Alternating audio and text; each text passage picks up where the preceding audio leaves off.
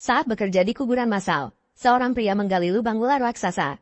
Namun, alih-alih takut, dia justru sangat gembira, karena dia dan rekan-rekan kerjanya telah berada di lokasi konstruksi ini selama lebih dari setengah bulan, dan hanya makan makanan kering setiap hari. Jika dia bisa mendapatkan ular-ular di lubang ini, pasti akan menambah banyak nutrisi. Lubang itu penuh dengan ular berbisa.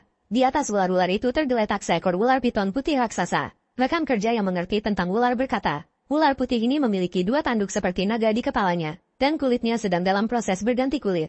Jelas sekali ular itu akan berganti kulit menjadi naga. Mereka harus segera membayar seseorang untuk memindahkannya. Tetapi pria itu tidak percaya tahayul. Demi mengisi perutnya, dia tidak peduli. Dia berkata ular besar yang sedang berganti kulit tidak akan menyerang. Bersama beberapa rekan kerja yang berani, dia langsung bertindak. Pertama, mereka menggunakan ekskavator untuk membunuh ular-ular kecil di sekitar lubang.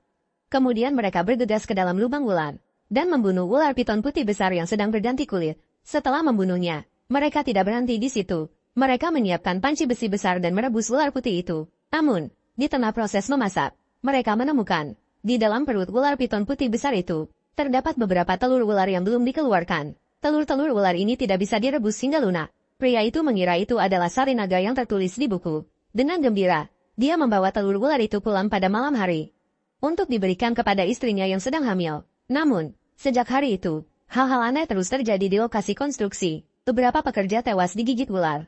Saat mereka ditemukan, lubang hidung dan telinga mereka penuh dengan ular, dan tubuh mereka menghilang keesokan harinya. Pria itu menyadari ada yang tidak beres, dan segera berhenti bekerja lalu pulang.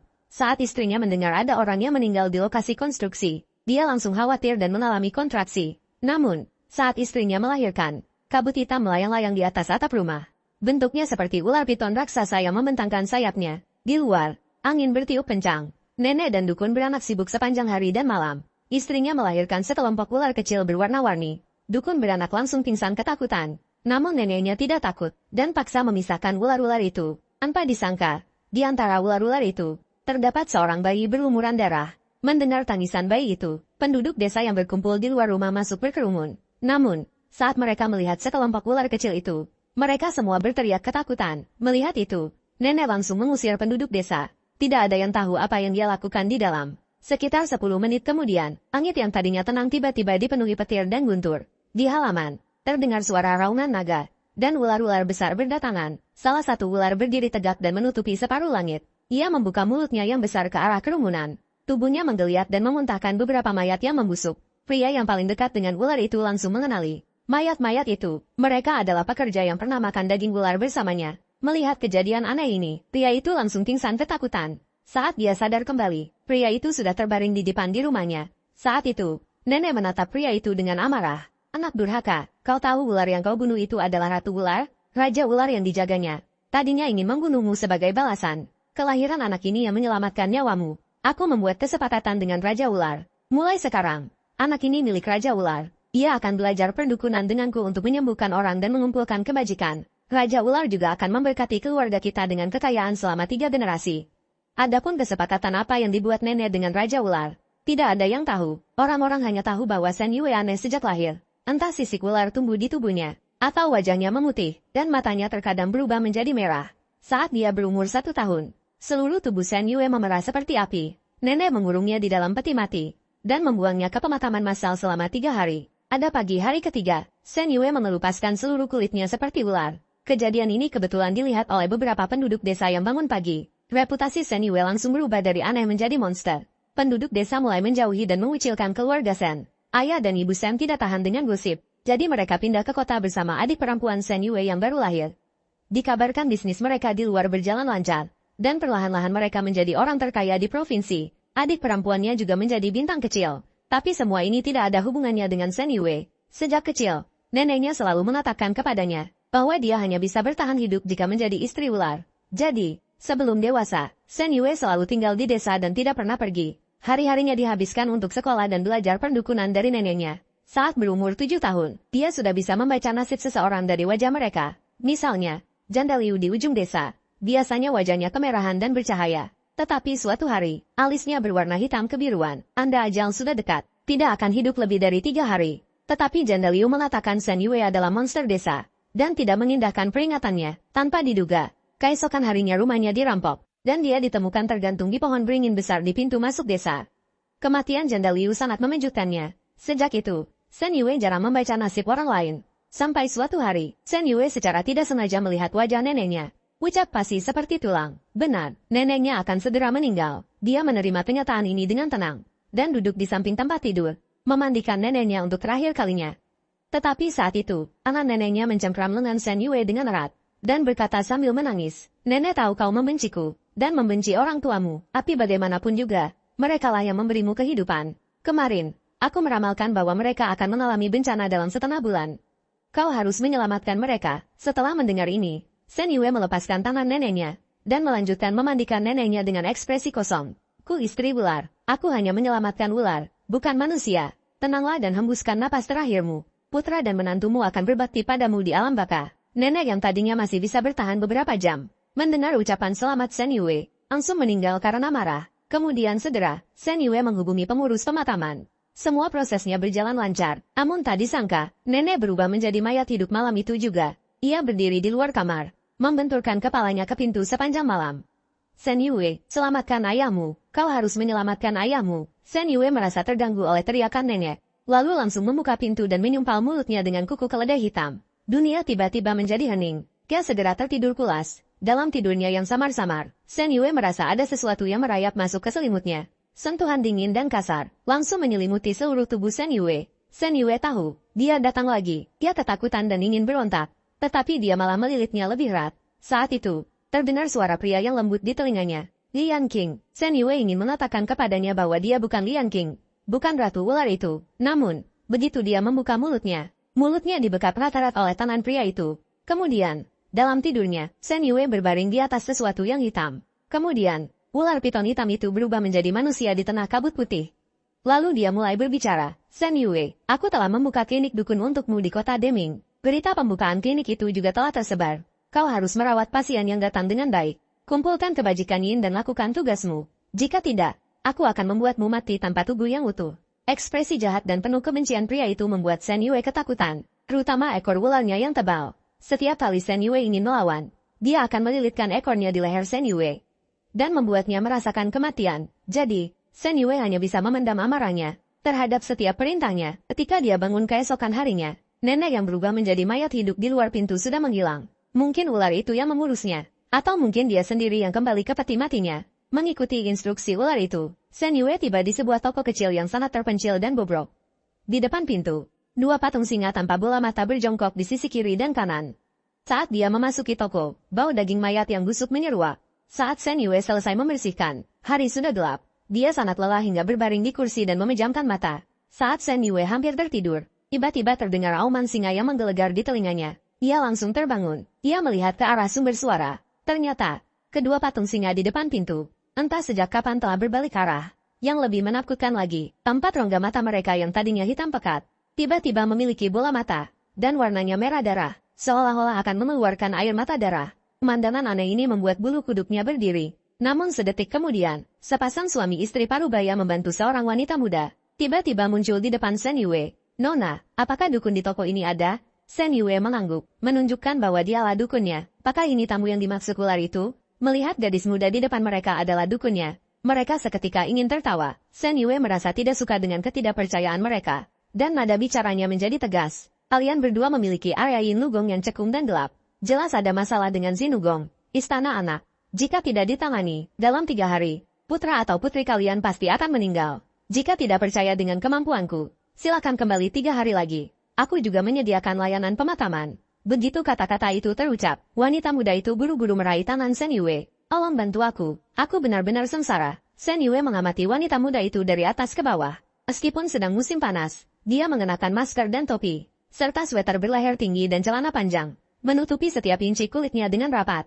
Shen Yue belum bisa melihat wajahnya dengan jelas, tetapi dari denyut nadinya, dia bisa merasakan dengan jelas bahwa hidupnya tidak akan lama lagi. Shen Yue kemudian memintanya untuk melepas pakaian luarnya. Apa yang dilihatnya membuat Shen Yue terpaku di tempat. Di kulit putih wanita itu, terdapat puluhan wajah manusia yang tumbuh rapat. Wajah-wajah ini memiliki fitur dan ekspresi lengkap. Ada yang menangis dan ada yang tertawa. Mereka seperti parasit di kulit wanita itu. Beberapa tempat bahkan sudah membentuk lubang hitam cekung yang hampir menembus tubuh wanita itu. Tetapi itu baru permulaan. Shen Yue juga melihat beberapa wajah. Terus memuntahkan sesuatu. Ada yang memuntahkan jarum dari panca inderanya. Ada yang memuntahkan darah dari 7 lubang tubuhnya. Pemandangan mengerikan ini membuat Shen Yue, dukun yang hampir tidak berpengalaman, terpaku dan tidak bisa bereaksi. Shen Yue, obati dia. Suara ular itu terdengar di benaknya. Jarang dia muncul saat tidak masuk ke dalam mimpinya. Shen Yue menahan rasa takutnya dan bertanya dalam hati, penyakit apa ini? Pria itu terdengar kesal. Ilmu dukunmu dipelajari untuk apa? Wanita ini jelas terkena santet wajah manusia yang sudah lama hilang. Setelah diingatkan oleh pria itu, Shen Yue tiba-tiba teringat buku ilmu dukun neneknya, yang memang menyebutkan santet jenis ini. Proses pembuatan santet ini sangat kejam dan beracun. Santet wajah manusia dibuat dengan mengumpulkan puluhan kulit wajah orang hidup, untuk memberi makan serangga gu. Setelah serangga gu tumbuh besar, wajah manusia akan tumbuh di tubuh serangga. Dukun kemudian menggunakan serangga berwajah manusia ini untuk menyantet orang hidup. Mereka memakan darah dan kulit manusia, dan akan melahap inangnya dalam waktu singkat. Bahkan ada beberapa wajah akan terlepas dari tubuh inangnya setelah matang, beserta tulang dan kulitnya. Wanita muda di depannya, jelas baru saja terkena kutukan. Untuk sementara, dia belum sampai pada titik di mana dia harus mati untuk melepaskan rasa sakitnya. Kemudian Shen Yue membawa wanita itu ke ruang pemeriksaan. Dengan cepat dia mengeluarkan obat penawar kutukan yang dia bawa dari kampung halamannya.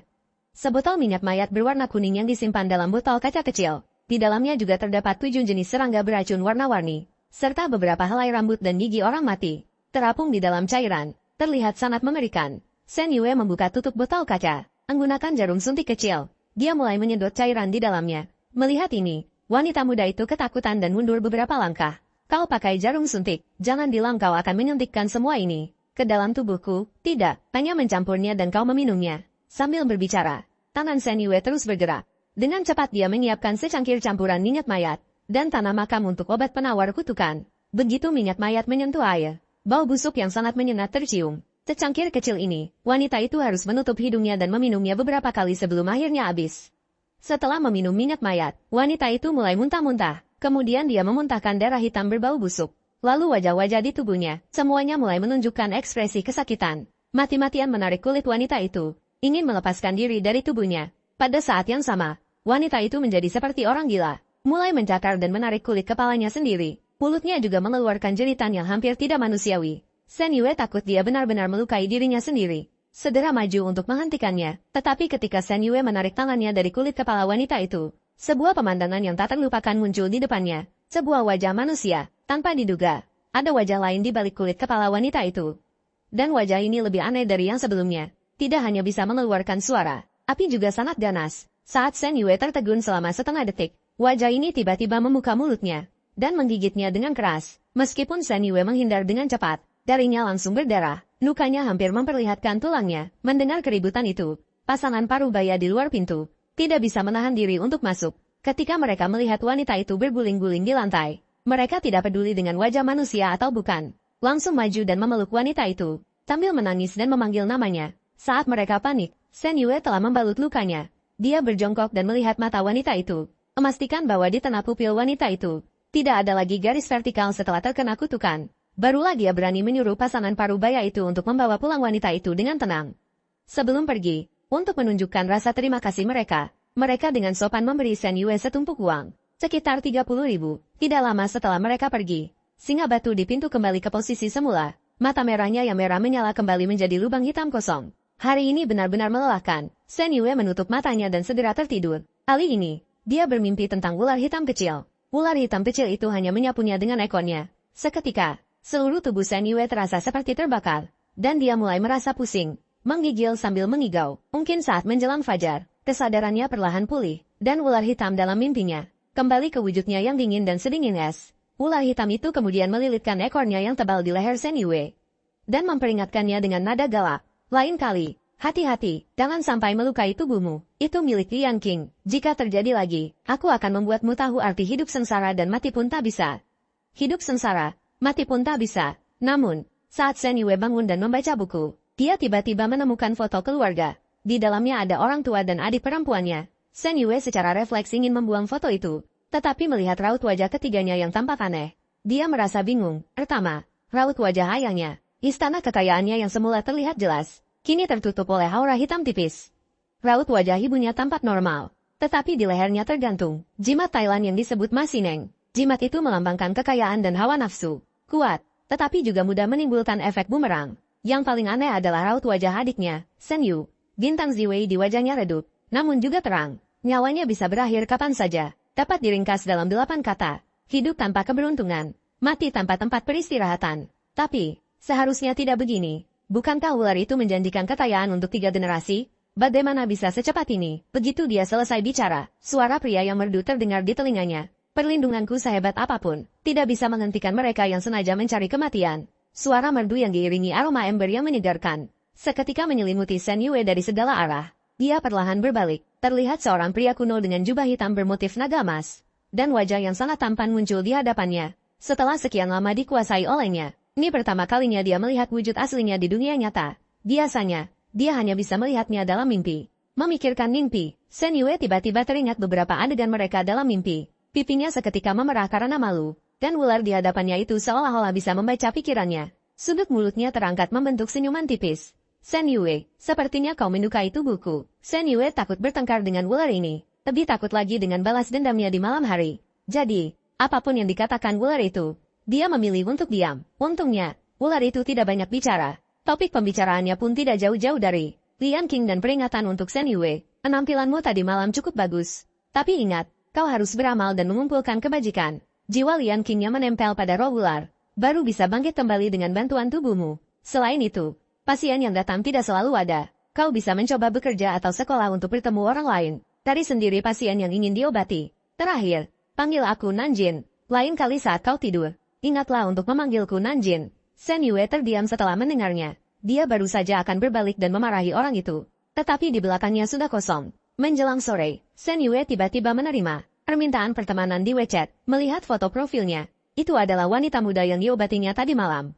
Shen Yue menekan tombol terima. Wanita itu kemudian mengirimkan pesan suara yang panjang. Sebagian besar berisi ucapan terima kasih. Setelah itu, dia juga mengirimkan amplop merah yang besar. Shen Yue tidak sungkan menerimanya. Dia langsung menerimanya, dan kemudian mengingatkannya untuk menjaga kesehatannya. Ingatlah untuk lebih berhati-hati di masa depan.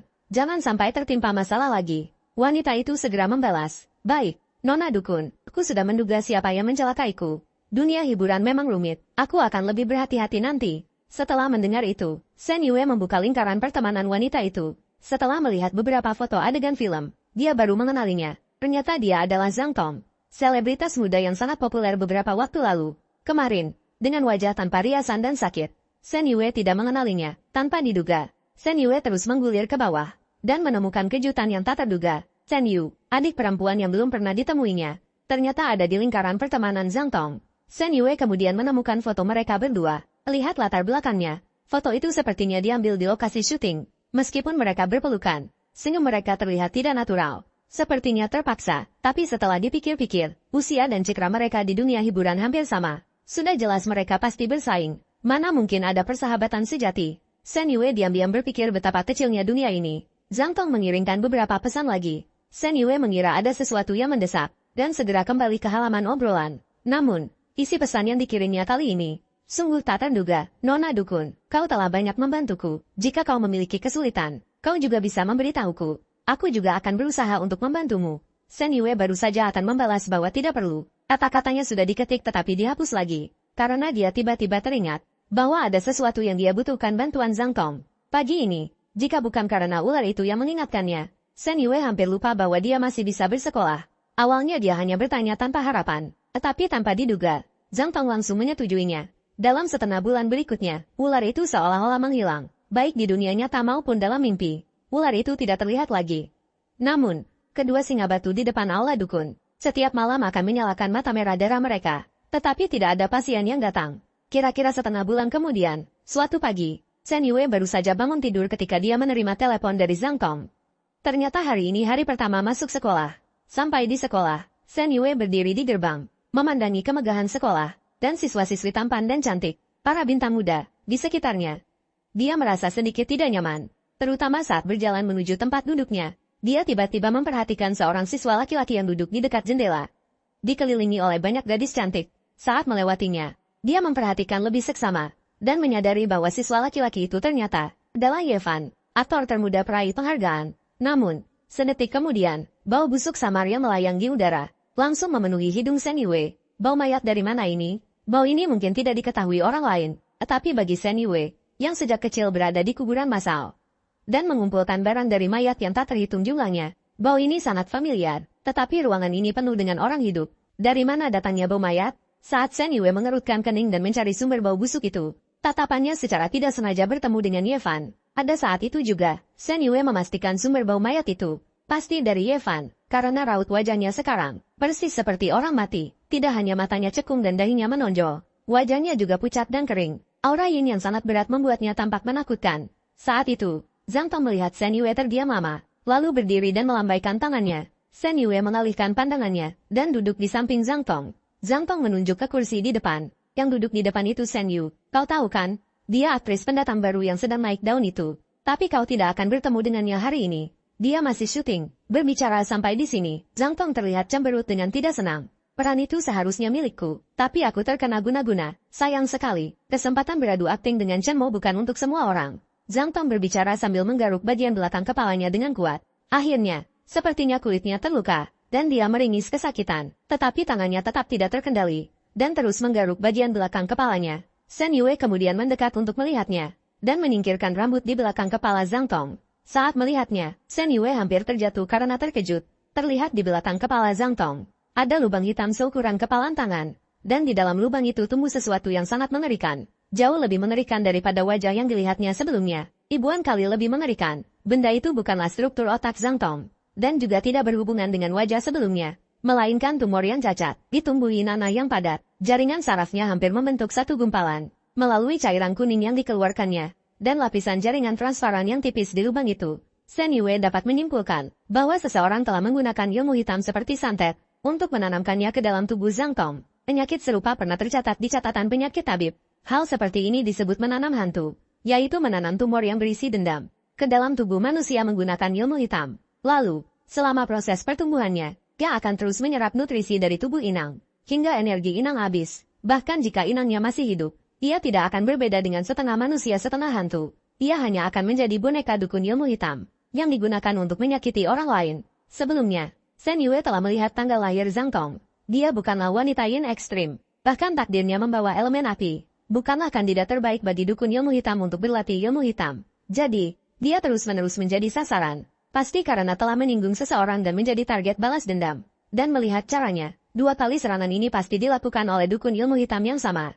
Dalangnya kemungkinan besar juga orang yang sama. Orang yang bisa dalam waktu sesingkat ini 2 kali memberikan kutukan mati kepada Zhang Tong pasti bersembunyi di dekatnya, dan sangat membencinya. Saat itu, Zhang Tong sepertinya menyadari ada yang tidak beres, dan menoleh ke arah Shen Yue dengan ekspresi ketakutan. Kenapa melihat begitu lama? Jangan-jangan wajahnya tumbuh lagi? Setelah mendengar itu, Shen Yue meletakkan rambut yang dipegangnya, dan ragu-ragu sejenak. Akhirnya, dia memutuskan untuk tidak memberitahunya yang sebenarnya. Karena mengobati penyakit ini, membutuhkan bahan baku yang sangat langka. Saat ini, Shen Yue tidak memilikinya, dan tidak bisa mencarinya. Penyakit ini memiliki masa inkubasi yang cukup panjang. Dari mulai muncul hingga menyebabkan kematian setidaknya 6 bulan hingga 1 tahun. Waktu ini cukup bagi Shen Yue untuk mencari bahan baku dan mengobatinya. Setelah memutuskan, Shen Yue tidak melanjutkan pembicaraan tentang topik ini dengan Zhang Tong. Dia ingin melanjutkan mencari keanehan pada Ye Fan. Tetapi saat itu Zhang Tong menyenggol Shen Yue dengan sikunya. Aku perhatikan kau terus menatap Ye Fan.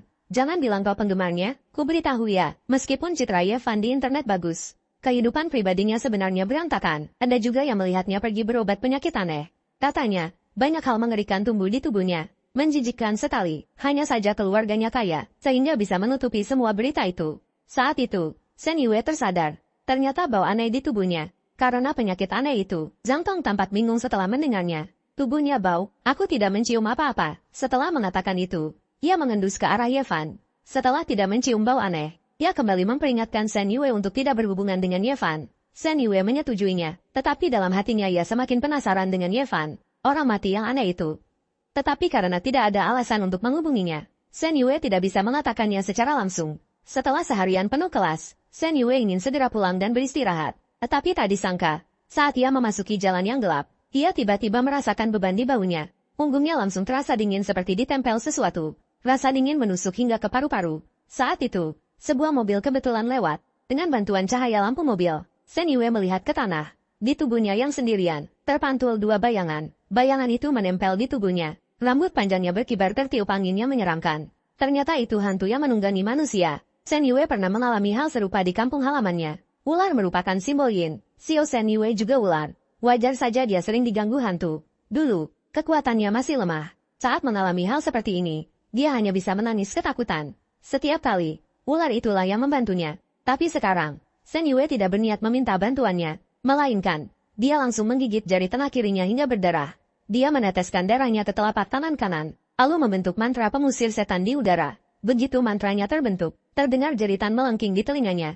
Kemudian, beban di pundaknya, tiba-tiba terasa ringan. Saat dia menyoroti tanah dengan senternya lagi, hanya bayangannya sendiri yang tersisa. Shen Yue mengira itu hanya hantu penasaran yang lewat. Setelah mengusirnya, dia tidak terlalu memikirkannya, dan langsung kembali ke toko. Namun, setelah sampai di toko, Shen Yue mulai menyadari ada sesuatu yang tidak beres. Karena apapun yang dia lakukan di toko, dia bisa merasakan dengan jelas. Ada sepasang mata yang terus mengawasinya dari belakang. Terima kasih sudah menonton, jangan lupa like dan share untuk menonton alur cerita film lainnya.